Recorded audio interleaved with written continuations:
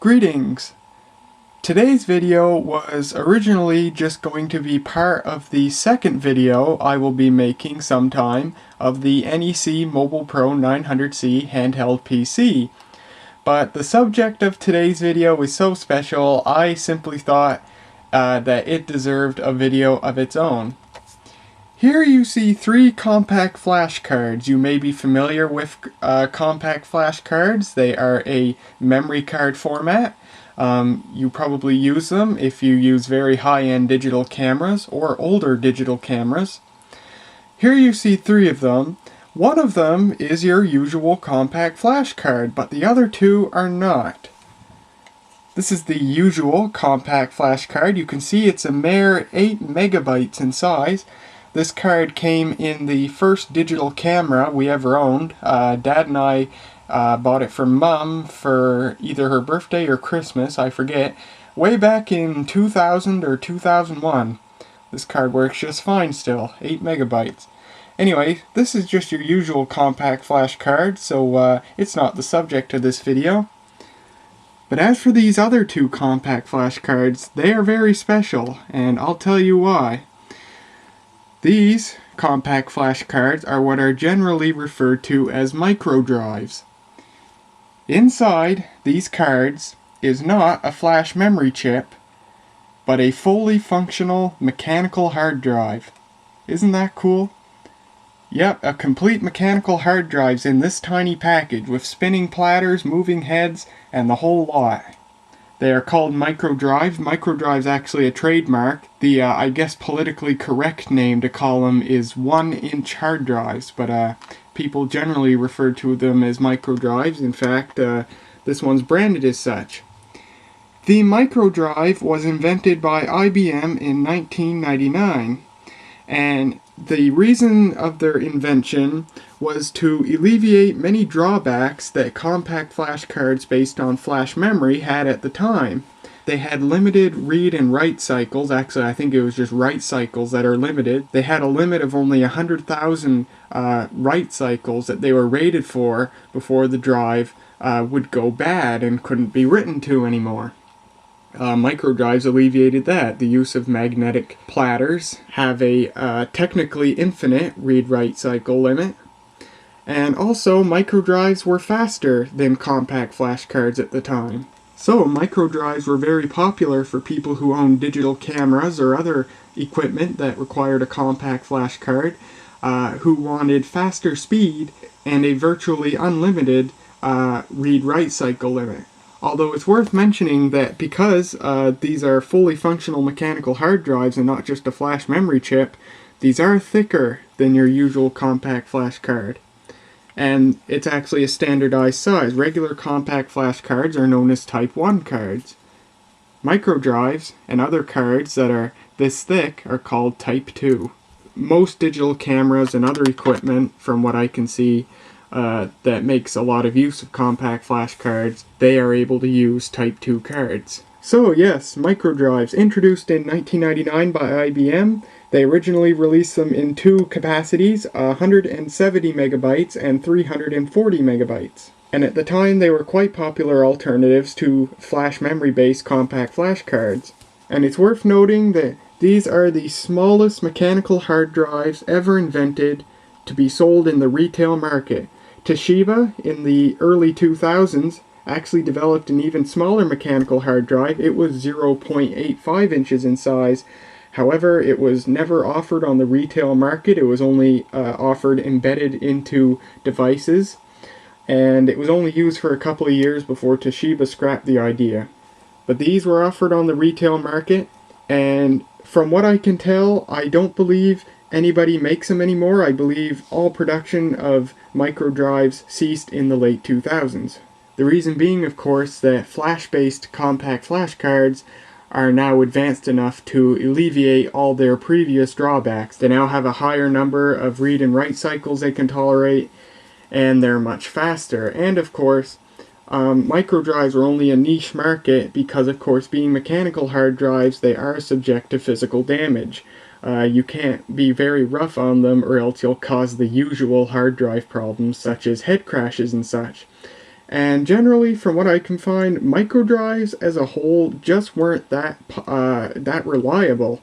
Some of them were just fine. These two that I have here, this one was made in 2000, this one was made around 2004. They both work perfect. So IBM introduced the Microdrive in 1999, and they kept making it and coming out with drives of higher capacities. There was a 512 megabyte model, and this 1 gigabyte model, which you see here. The 1 gigabyte model was the largest microdrive they ever made, because I believe it was in 2002 that IBM sold its hard drive division to Hitachi, and that included the microdrive. So beginning in, I believe, 2002, Hitachi was making the microdrive, and they continued that until the late 2000s. Hitachi microdrives were made up to 8 gigabytes in capacity. And of course, as you've already seen, other companies took to making 1-inch hard drives as well. Seagate did, beginning in the early 2000s with their ST1 drive. Seagate's, I honestly think Seagate probably had a better design than IBM and Hitachi. First of all, Seagate's drives have more cache. This particular drive has 2 megabytes of cache. And also, Seagate developed a higher capacity. They went up to 12 gigabyte microdrives. And Seagate incorporated technology that I would think theoretically would make one more reliable. They developed a better head parking mechanism. If you physically move the drive, you don't hear anything. If you shake the microdrive, you can hear clicking. That's the heads moving up and down. The Seagate doesn't do that. They had a better parking mechanism. So I believe, who knows what the long-term reliability is like between the two designs, but I would bet Seagate probably had an improved design. They had to come up with their own design, or otherwise they'd have to license it from Hitachi. Other companies such as Sony, and I think there was one other, it might have been iMation, I'm not sure, but I know Sony actually did license Hitachi's design, and Sony came out with their own microdrives. Now, I will be demonstrating both of these drives to you, but first, I want to explain something that I think is very important for everyone to hear if you ever consider going on eBay or wherever and buying a microdrive. There is a reason I own 2 of these things. I originally first bought the Seagate to use in the NEC handheld PC, but the Seagate does not work in it, and I'll tell you why. First of all, there's absolutely nothing wrong with this drive. It's absolutely perfect, but it will not work in the NEC. And the reason is back in the early 2000s, microdrives were mostly embedded in the MP3 and video players of the time. Of course, flash memory was more expensive than hard disk based memory once you reached a certain point of volume. So what MP3 player makers did was they based their players on hard disks. As you know, Apple based all the classic iPods on hard disk. Here I have one right here. You've never seen this before. This is a 30 gigabyte iPod video that a cousin of mine gave me, black in color. Works perfect. Great unit. It's based on a 1.8 inch hard drive inside it. And Apple also had the iPod mini, which was the predecessor to the iPod Nano, and that had a microdrive in it. And other MP3 players and manufacturers of devices to play videos, they were also based on microdrives. What people were doing at the time, people who owned digital cameras and stuff that they could use these microdrives in, they would get these MP3 players really cheap from, discount places or whatever, because buying one of these MP3 players was a ton cheaper than buying a standalone retail packaged microdrive. One of these in the early 2000s would run you about $500. An MP3 player, a hard disk based MP3 player of the time, would run you much less. So what people did was they bought these players, harvested the microdrives out of them, and used them in whatever they want.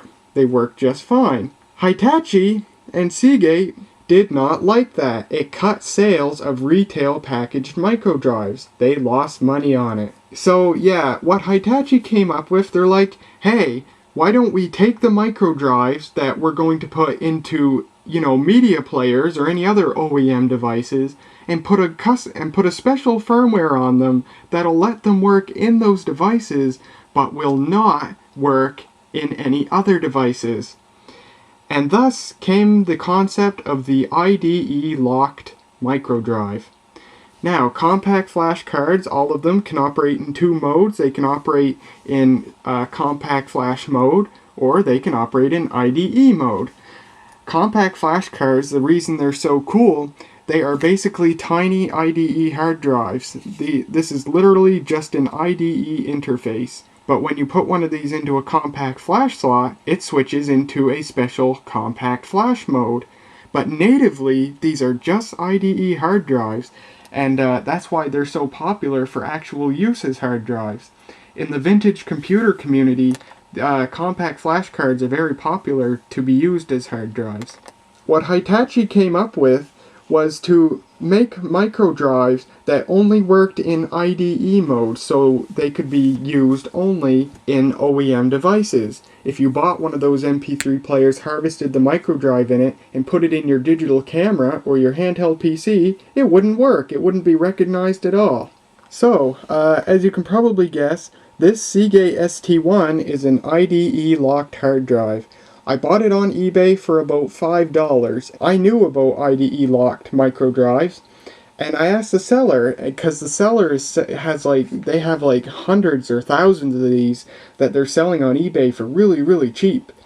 And I asked them, I said, is this an IDE-locked microdrive? They said, no, it is not IDE-locked.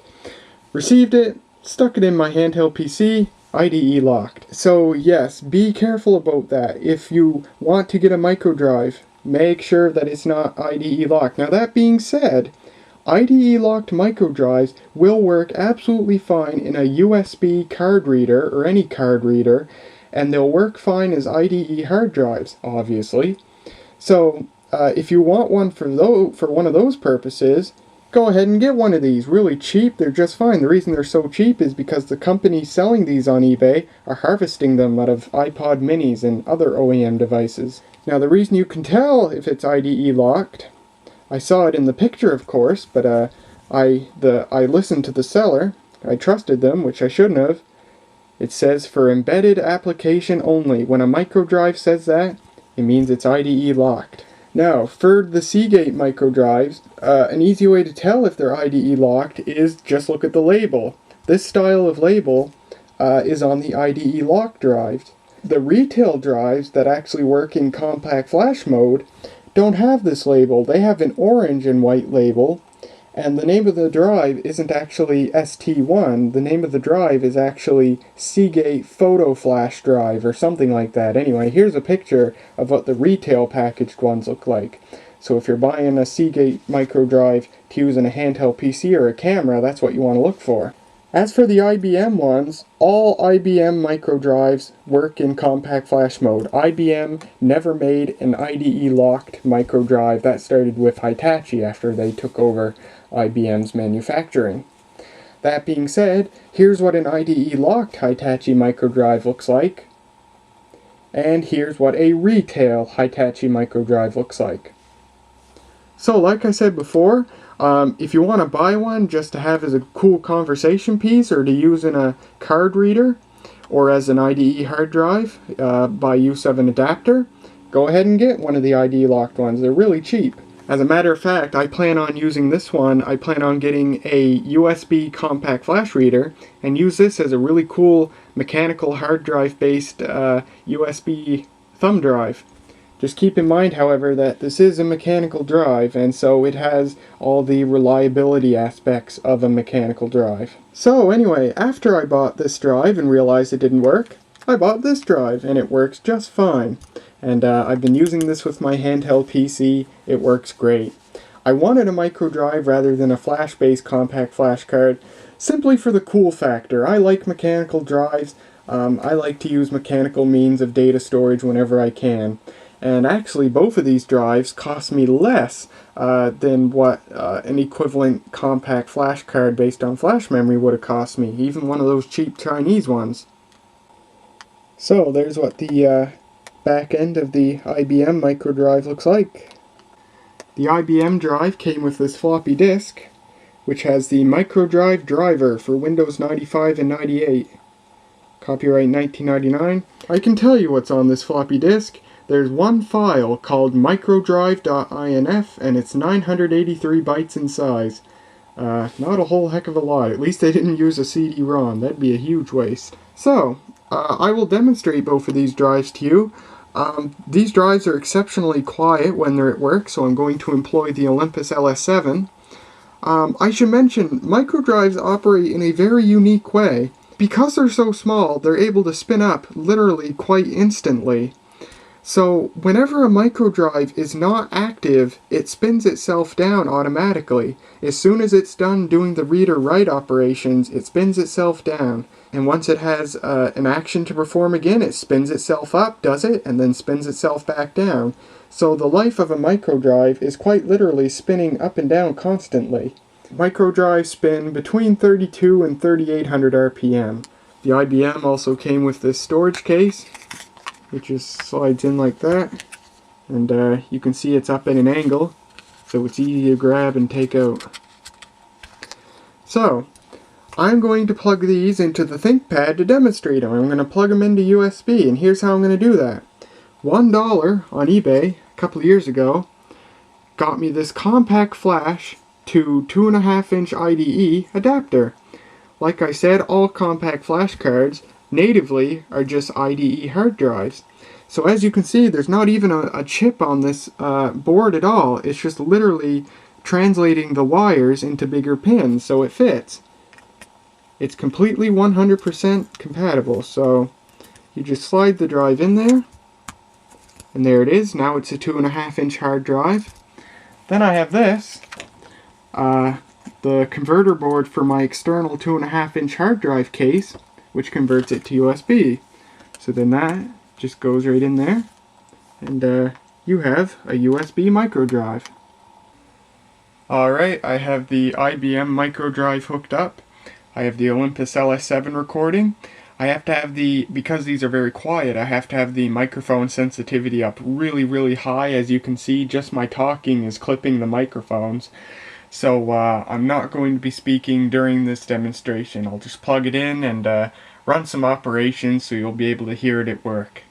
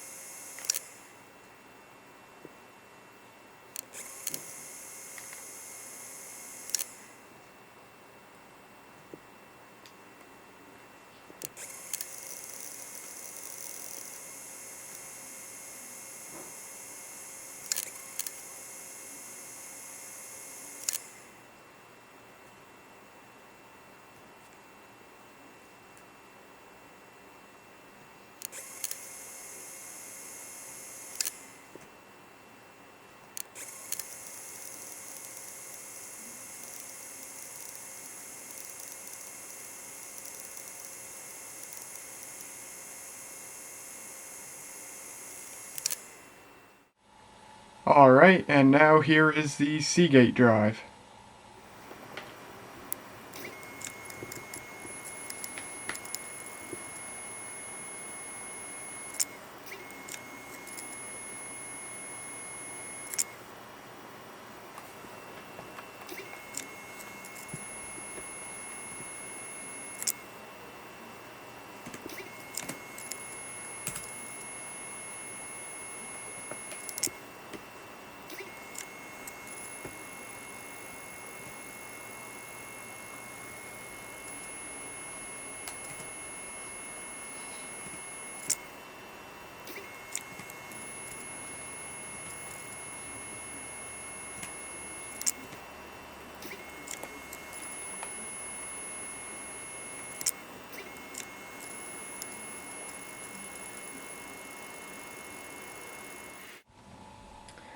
The Seagate does act rather lethargic. I'm not sure why.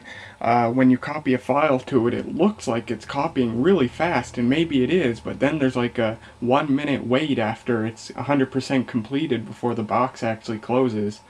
And same thing when you go to open Disk Defragmenter with this drive plugged in, it takes a minute to open, but maybe that's nothing wrong with the drive itself, I don't know. So there you go. That's pretty much all you'd ever want to know about microdrives. I think these are really cool. If you're not using them for a critical application and you just really like the cool factor of a mechanical hard drive, then definitely grab yourself one of these. Like I said, you can pick up the IDE locked ones for really cheap.